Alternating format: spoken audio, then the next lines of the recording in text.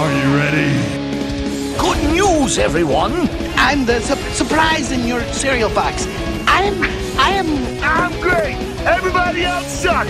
I said, are you ready? Yes, sir, random kid I just met. It's Ciely. Hooray! People are paying attention to me. That's right! You're always blaming me! So, my reputation exceeds me. It's time to check the link. Oh, wait, you serious? Let me laugh even harder. You know what? You just made the list! It's all in football. Sure, we talk about it all the time. Really? No, burn!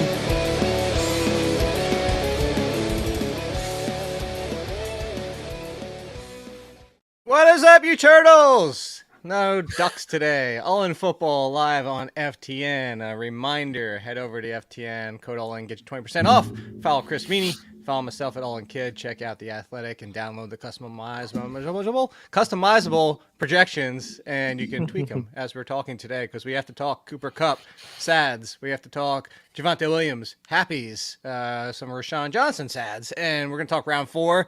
But the biggest news might be the fact that Chris Meaney actually saw a movie on time. Chris Meaney went out and saw the Teenage Mutant Ninja Turtles movie, Mutant Mayhem. I saw it Monday night. Best movie of the summer. Not hyperbole. It is the best 10 out of 10. They could not have done it any better. 100% perfect movie.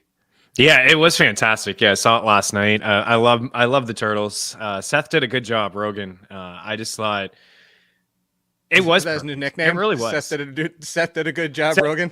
Seth did a good job, Rogan. Yeah, I like how he greeted me at the start of the movie. And no, I liked everything about it, actually. Like, it brought me back some old school vibes from like growing up in the 90s. I love the soundtrack, the stylized animation I thought was pretty cool. Yeah, it was funny. It was a good movie. It was well done. If anybody isn't watching on YouTube and you're listening on iTunes or Spotify or anywhere, which, by the way, I get to in a second. If you're not watching on YouTube or didn't watch on YouTube, this same stupid grin I have on right now is the same stupid grin I had from the beginning to the end of the movie. Like, there was no, like, it was, I could not have done it any better. It was definitely a perfect Teenage Mutant Ninja Turtles movie. If you grew up in the 90s with Teenage Mutant Ninja Turtles, yes, like I did, I love it. 100. There's no, and the kids in there loved it. Like the current kids, 7, 8, 9, 10-year-olds loved it. We liked it so much, Nicole included, that I texted my nephew and I said, I'm in New York this weekend, but the weekend after, I'm taking you to see Teenage Mutant Ninja Turtles because I want to go see it a second time. You're gonna go again? That's how good it was. Yeah, I'm gonna go again. I guess you and me, we have a lot in common. Yeah, it was just be a Turtles recap of the movie. I mean, yeah, I just grew up on all of it. I watched all the shows, played the games, just had a bunch of the figurines growing up when I was a young buck, posters on my wall. So, and some of it took you by surprise, didn't it? Like the movie. Yes, some of it did. If you grew up with it, it doesn't. I don't want to spoil it. Kind of go deal. see Yeah, it. yeah. Go watch it. You won't be disappointed. We need to do we need to talk to it. I don't even know how to talk this morning. I got hung up on Teenage Mutant Ninja Turtles. We need to talk about, reminder, please do us a favor and review on iTunes. Even if you don't listen on iTunes, drop a review in there. Subscribe too. If you used to subscribe, you have to resubscribe. Here's what happened. We got a double post of this show. I've mentioned it before in the 2 previous shows. We're trying to get back all our reviews. We're trying to get back our listenership. Yeah. If you were subscribed to the old one, you need to subscribe to the new one. You can still find the old one if you're subscribed to it, which is the weird, like, again, iTunes broke, basically. If you're subscribed to the old one, you'll still see it. It's just not updating. So you have to subscribe to the new one, and once you get rid of the old one, it'll be gone, and you can't find it anymore. So please do all that. Apologies. Blame iTunes, whatever you want to do. But please do that for us. But blame preseason because we're getting injuries piling up again as we do every single preseason. And, you know, I keep joking and throwing out that picture from the old PlayStation NFL Game Day, if you ever played that, if you remember that one, is turning injuries off. We'd love to do that because this entire preseason, I said, I draft him as the first wide receiver, Cooper Kupp. He was 2 points per game better than Justin Jefferson last year before he got hurt. But now he's hurt, Meaney. And the speculation is weeks. Sounds like should be able to return before the end of the preseason, come this morning when we're getting this news on Wednesday morning, depending on when you're listening. So it sounds like he should be back before the end of the preseason, if not 100% by week 1. But this is now factored in. It is a risk, and it is a risk of a hamstring, which can linger. So, hamstring injury, Cooper Kupp. I moved in one spot, just like I did. I moved Chase down a tier. He stayed in the same spot. But now, Cooper Kupp is nestled in that tier with Jamar Chase because you have Jamar Chase with the Joe Burrow injury, so it's not him. So, assuming the Joe Burrow only misses a week or so, he should be okay. Assuming Cooper Kupp only misses a week, should be okay, along with Stafford. The issue here is now I have Justin Jefferson at tier by himself. It's just Justin Jefferson. It's just tier 1 wide receiver, Justin Jefferson, just like tier 1 running back, Christian McCaffrey. Yeah, I mean, I think that's fair. Like you mentioned, you 2 big hits here over the past few days. Jamar Chase potentially not having his quarterback, Joe Burrow, week 1, and Cooper Kupp most likely not ready to go week 1. I mean, a few weeks, what's the rush of bringing him back so quick with a hamstring injury? This could be a setback. You know, I would say Tyreek, again, is that tier for me. I've had those 4 guys in that one tier, but I'm not going to fight you. Would you take Tyreek or Kupp right now? I would take Tyreek right now. Yeah, I would take. I don't know if I'm taking Olave over Kupp and Garrett Wilson over Kupp. With some comments here in the chat, but I could see both of those guys having better seasons than Cooper Kupp. But it is health. If this guy is on the field and he plays 15 games, he's going to finish as a wide receiver 1. He is the only guy. Wait, hold on, really, that's going to catch passes. Did you see the Schefter news? It might make you feel better. Schefter said from the Rams, the MRI is clean. He could potentially be back for scrimmages in a few weeks. That's not week 1. Let's be clear. We're not going to see him in a few weeks. This season starts in a month. Not even over a month. Over a month. That's a few weeks to me. That's like 5 weeks. That's almost 5 weeks. That's not few. Few's 2 or 3. 5. Several. That's is a couple. 4+. Several's 5, 7. Couple's 2. That's a couple. You're in a couple. Yeah, exactly. You got a couple date. It's a couple. 3. 2 to 3. No, this is a long. This is over a month away, and if they're what I'm saying for whatever you want to describe those terms as, like you break down couple, several, many, few, whatever. They said back for scrimmages. That's not potentially back for week 1. That's potentially back, and we know he's not going to play in the preseason. He's not going to play in those scrimmages either. We're not going to see him for a. You don't think he'll even practice? I don't think so. I think if he can, like when we get like in. Towards late August, if he can practice, he can practice. One thing Sean McVay showed us is that he doesn't play. I don't have no idea now. One thing Sean McVay has showed us over the past few years is like he doesn't like to play his guys at all in preseason games. Like I didn't really expect to see him out there, especially Kupp and Stafford coming off injuries. I'm sure we'd see a little bit of them, but compared to other teams across the league, I don't think we'll see much. Now he's dealing with the hamstring, so what's the point? The point is he's still the number 1 wide receiver in fantasy football. When healthy. It was a 2-point gap. Like if we were talking a half a point, we're talking about the difference between Jefferson and Chase. Some leagues 1 and change. More so often it's kind of like 0.7, 0.8, somewhere around there. We're talking about that, or even slimmer, like Tyreek and Devontae Adams. Like something like that, it'd be like, okay, fine, whatever. But a 2-point gap per week, that's an enormous gap. He's still the GOAT. He's still the GOAT. Again, I have no issues with Cooper Kupp. Like this isn't a positive thing that's happened here coming off the big injury last year. Dynasty, I've always been sell high on him. But in redraft, if you're going to draft, are you going to get him at the end of the first? Like, is he going to be wide receiver 5 or 6? If you're drafting today in some sort of early format or a best ball format, it's possible that he's all of a sudden going to be leapfrogged by 5 or 6 wide receivers at this point. I think I would take that value on that. Yeah, and I would take that value. So if he's sitting there at 2-4, do you take him? Top 5 wide receivers off the board. Yeah. Okay. Like over AJ. Am I taking him over AJ and AJ Brown, your boy? Would you take him over Devonta Smith? Yeah, I would. So the injuries, before we get to the good, we might as well get the bads out of the way. Calvin Ridley's dealing with a toe. Speaking of something that can linger. They did not say turf toe, but I don't know what kind of toe injury there is where you would prevent you from being on the field outside of potentially turf toe. So Calvin Ridley versus Christian Kirk has been a debate we've been having, but Calvin Ridley's also been somebody people want to put inside the top 15. Our very own co-host, Stepmom Lauren, wants Calvin Ridley, top 15 this year. No concerns about the 2-year layoff, but meaning now that it is potentially a toe injury, what are your feelings about the toe? Yeah, I mean, I'm concerned. He hasn't played football in almost 2 years, 5 games. I want to see, for somebody who is on a new squad. I'd like to see him running routes in this offense and catching passes from Trevor Lawrence. I think it's more important for a guy like Calvin Ridley, even though he's younger than Kupp.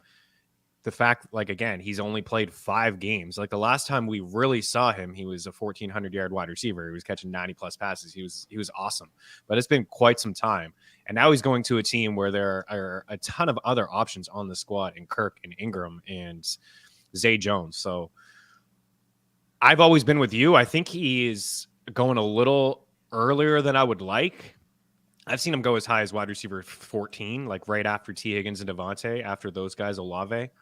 And Kirk is going in the 30s. I think those guys should be a lot closer to each other.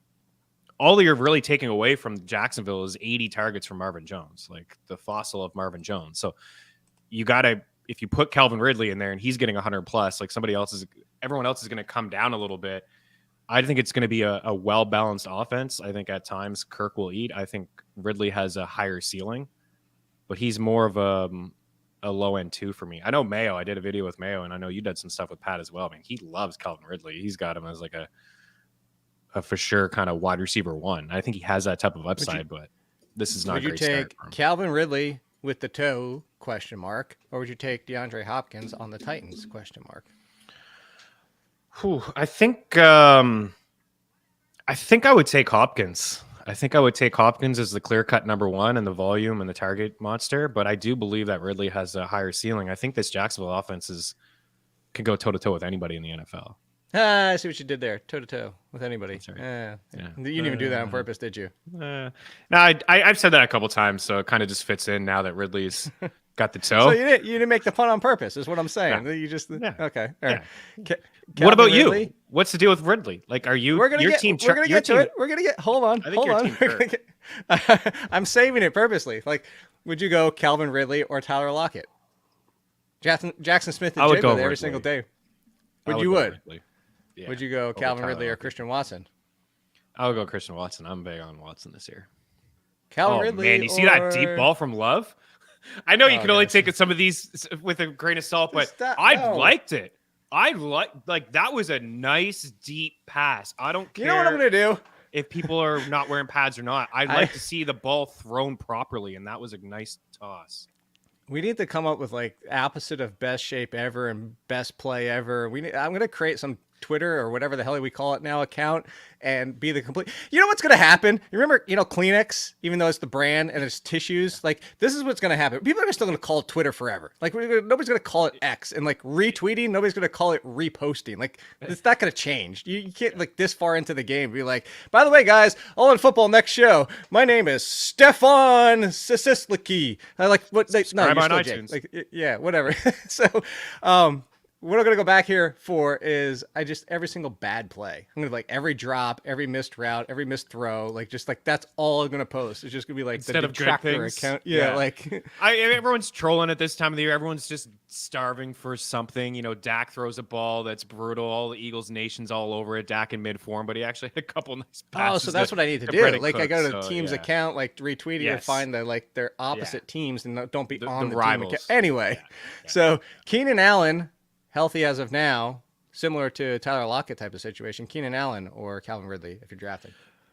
I would go with Calvin Ridley, actually. I'm going to lean a touch. I think they're in the same tier for me. I think that there's a slightly higher ceiling for Calvin Ridley.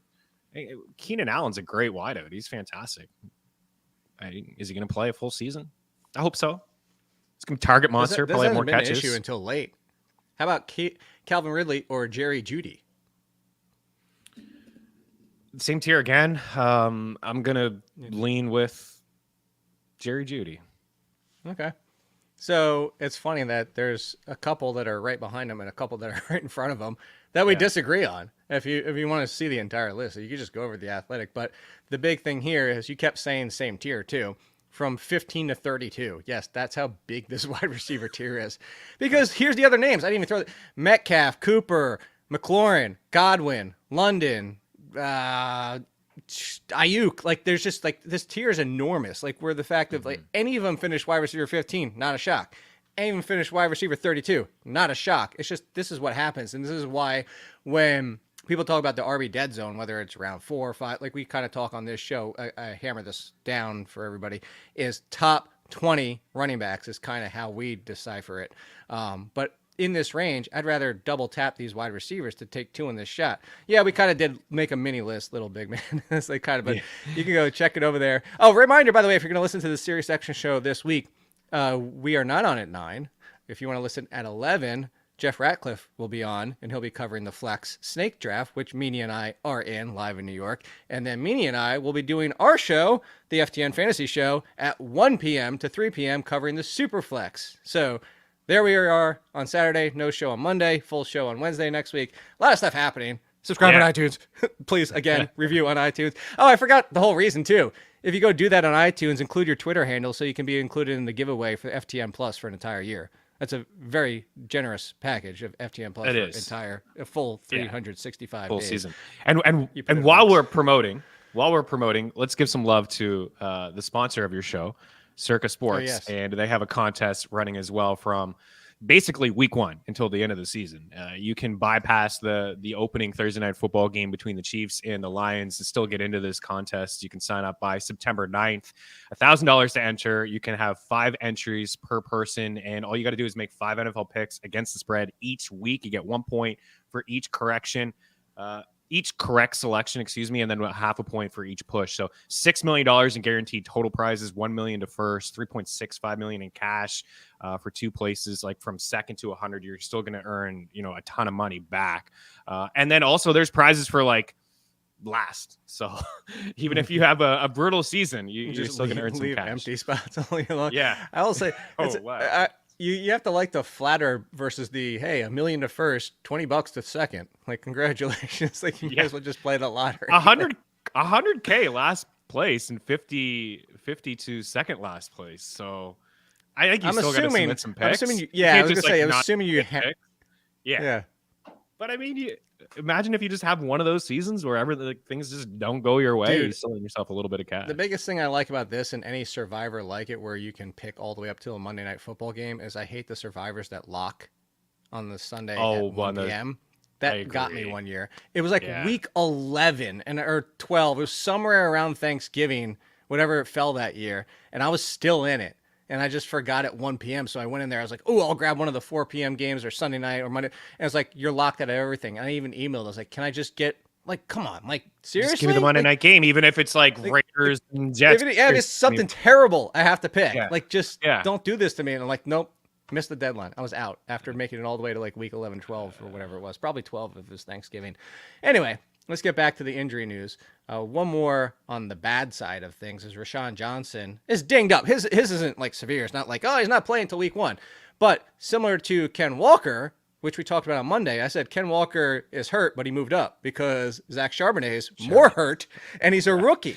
Roschon Johnson is a rookie. Is this Khalil Herbert is finally going to get some respect more so than just on this show? Or do you think Roschon Johnson is still going to be factored in? He may, and for us who liked him where he was going, we thought he was undervalued, and now he's going to jump 10. Up. I know some of these things are happening lately where injuries happen, and other guys are going to move up draft boards. It's just the nature of the business in the month of August. But yeah, I think what I said to you and Lauren, we talked about it on our show on Sirius, was that we all three of us really liked Khalil Herbert as a running back, even in the offseason before the draft. We were wondering if the Bears would take anybody, even if Roschon Johnson, who I think could potentially be, I don't know if he's going to be a league winner, but I think we could really see him maybe overtake the offense in the backfield in the last few weeks of the season, like Akers and Javonte Williams did as in their rookie seasons. But I think Khalil Herbert is going to be the lead here in this offense. He's a really good running back. He's an underrated running back, and I'm excited for him. I think he is going to be the lead. And Deontay Foreman, I'm not really interested at all. I think potentially maybe some goal line touches, but at the end of the day, you still have Fields as well. It's pretty crowded. Would you ever tie yourself to both? Because I've seen some of these questions in my rankings column. Would you?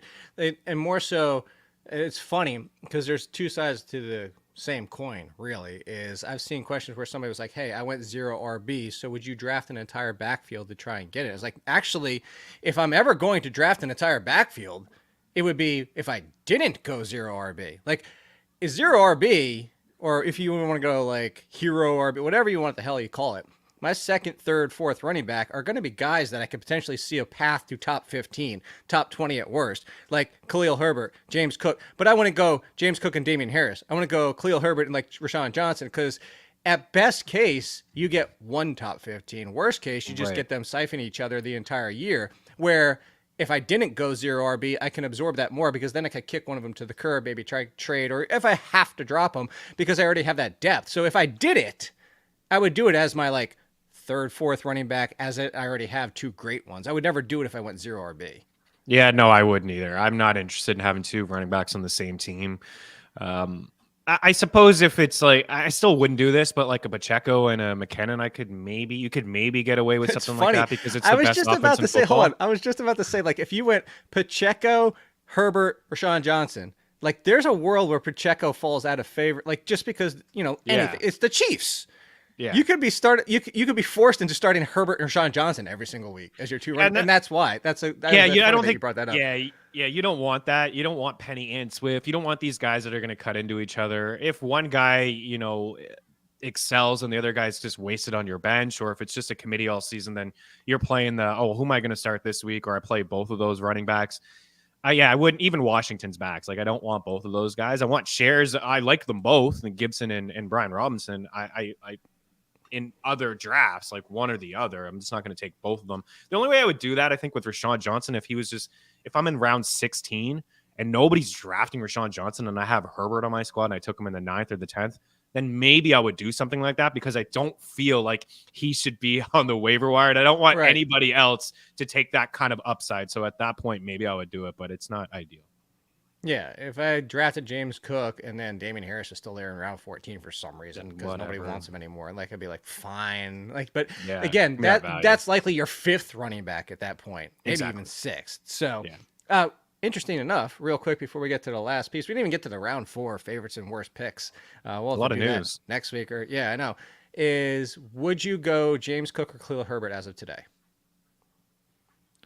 I think I would go James Cook, but those guys are in the same tier, catching all the passes. He is catching all the passes. He was super efficient last year. It's a good offense. I still only view him like Singletary got 170-ish carries last year. That's like what, 10 a game? I still only view him as like a 12 to 13 touch guy, Cook, in this offense. Oh, touch. I'd love to see you're going to risk it, right? Touch. Yeah. I'd say like 7 to 8 carries, 9 carries, and then 3 or 4, targets out of the backfield, couple catches. And that's good enough. Like 12 to 15 touches in this offense is good enough to be a flex, maybe a high in RB2. He was super efficient last year, but I don't want to fall into this Bills trap. Every year do this. Like, they don't really run the football. Josh Allen, they want to scale back from Josh Allen. Prove it. I don't know. Are they going to prove it this year? And Harris is going to be the goal line back. I fully believe that. I feel like and I know you like him too. I think he could get maybe only 120 carries. Maybe he only gets 7 carries a game, but he gets 7 to 8 rushing touchdowns because he's linked to a really good offense, and maybe he only catches 15 passes. But on the flip side, what if like James Cook ends up getting 10 to 13 rushes, but they're 10 to 13 Matt Forte rushes where he never gets to see it inside the 10, and we're all ticked off all year like that. You see him playing a very similar role to DeAndre Swift last year, as a guy that moves up the field. That's why I would actually take Herbert. I would take Herbert over James Cook. And then all of a sudden they pull Cook off the field inside the 10 because they went and got Damian Harris. And here's the biggest reason. For this exact reason. I think it's a good toss-up, but even if I'm wrong on the toss-up, here's the thing. What's the big difference between Khalil Herbert and James Cook? Like, overall, like, yes, better offense, but touches, they should lean towards Herbert. The offense will lean towards James Cook, although then when you have the touch. When you factor everything in, the true fantasy value of Herbert versus Cook is almost a toss-up. But you're getting Herbert 4 rounds later. That's what it comes down to. Yeah. So before we get out of here, I want to hit this Javonte Williams news. Like, so apparently the Broncos are like, no, dude, chill out. You're doing too much. And what a beast. This is from somebody that exploded his knee like Todd Gurley. Like 3 ligaments, dude. Like the knee was like done. And they were like, well, you might be ready next week or next season, week 1. Breece Hall's ahead of schedule. But we're sitting here today, August 2nd, and we're saying, Oh, wait, is it August 2nd or August 3rd? I don't even know what today's day. August 2nd. So we're sitting here on August 2nd, and it's the Jets keep bringing people in. There's still rumor with Dalvin Cook. Breece Hall's been limited. They're being okay with him. Not even out there yet. And Javonte Williams is out there running. No limitations. Wants to do more. They're not bringing in anyone. It's just Javonte Williams and Samaje Perine. Would you go Javonte Williams in top 20 at this point? You are the Javonte Williams guy. You are the person on this show who loves him more. Like, we all like him, but you are the one. Would he sneak into your top 20 this weekend? In flex, is he inside your top 20, knowing all this? He's a big target of mine in flex. I have a game plan. I know things are going to happen and curveballs are going to be thrown. I actually have him at 20. I have him aggressively ranked. I like this guy quite a bit, and I love everything that I'm seeing so far in the reports. Been easily taking him in the 9th and 10th round in best ball drafts. Now he's creeped up to the 6th. I saw him in a high-stakes draft last week into the 4th. Into the 4th round. I think that's like, whoa. I don't know if he can get there on average. I feel pretty good about him in the 5th round, but for a guy that likes the hero RB alpha wide receivers, I think Javonte Williams, Rashad White, guys you're talking about, Cook, Khalil Herbert, these guys are all, even Cam Akers, you can get maybe as your RB2 in round 4. And then Javonte after that, I think that's a pretty good, 1-2 or maybe 2-3 on your squad. I would like to see them scale. They want to scale back, but I don't know, man. Like, this guy's really good. And Sean Payton has done a good job with his running backs. This time last year, we were taking him in the 1st round. What are we worried about? Samaje Perine? Like, he's Javonte a good back Williams too. Or Alexander Madison? Javonte Williams. Really? For sure. Yeah. It's close. I think I have Madison 22, but I would rather Javonte. Javonte Williams or Dameon Pierce? Yeah, so it's just the same tier, guys. I think I would take Javonte Williams, man. I think I would take I would take Williams. over Pierce. I would not take over at Madison, mostly because of the workload. I do think Perine's still going to be involved. Like, I have moved Javonte Williams up, but Madison, workload. Rashad White, workload. Cam Akers, workload. Miles Sanders, workload. Those are the 4 directly in front of Javonte Williams. But would you take Javonte Williams over all or none? No. I know Madison, you say. Would you take Madison? White? That's it. White, I have ranked behind him, but I would agree with you that White is probably headed for more touches, but I would lean with Javonte Williams. And I could see that argument. And I like Cam Akers more. I think you mentioned Akers. I like Akers more than Javonte. Of course we do. This show is Team Akers until we die. Until everybody unsubscribes on iTunes because of Cam Akers. So go drop that in the comments. I mean, please do it on a 5-star, but yeah, make sure you resubscribe and put in your Twitter handle there, like when you re-rate us. Rewrite. So go see Teenage Mutant Ninja Turtles this weekend. We'll be live on Sirius XM at 1 p.m., but Jeff will be on before us at 11, and we'll be back next Wednesday. So you're off on Monday. You're out of school on Monday. No schoolwork on Monday. We'll see you guys. Wednesday, kids. Bye.